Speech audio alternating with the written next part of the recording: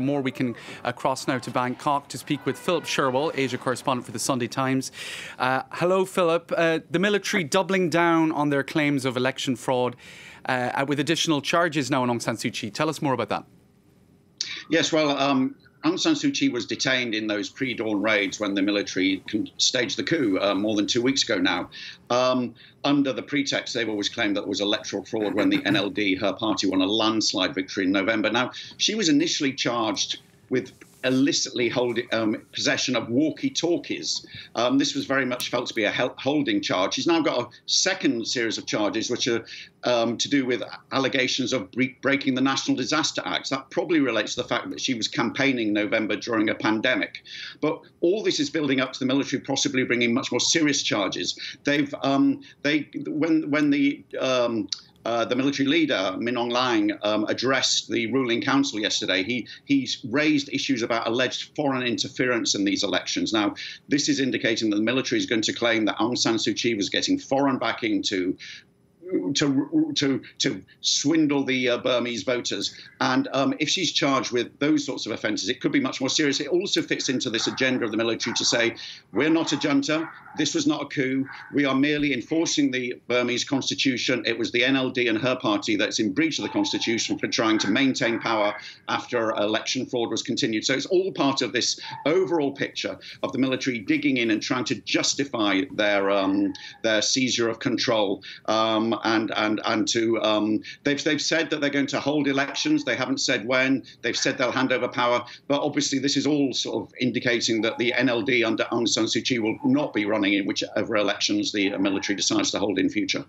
All right, so a clear determination to continue with the military coup and the subsequent doubling down on measures against Aung San Suu Kyi and her government. And then we're seeing protest numbers not quite what they were last week, or towards the end of the first week of the coup. Is there a little bit of momentum going out of the movement, Philip, or is it too early to say?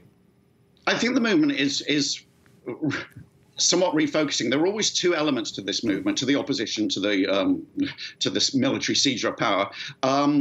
One of them was these massive street protests to indicate the sheer volume of discontent, the people power element.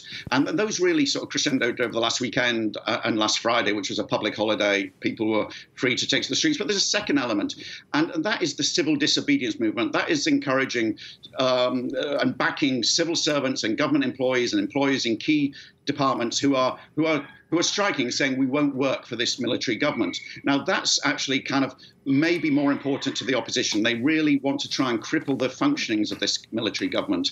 And so you've got these protests outside banks, you had people blocking railroads, you've got power plants where workers have gone on strike. The military is very worried about this, and they have said that they will take action, unspecified action, against civil servants who are on strike. But they've also been rolling out new laws that allow for sentences of up to 20 years if you're deemed to be obstructing the defence forces in their legitimate action. So the standoff now, the battle now is very much moving. It will continue to be protests on the streets, but it's also very much moving into attempts by the opposition to make life for the government as difficult as possible. And clearly the military are in turn determined to crack down. There have been 426 arrests. Aung San Suu Kyi is just one of them. I expect that number to climb dramatically.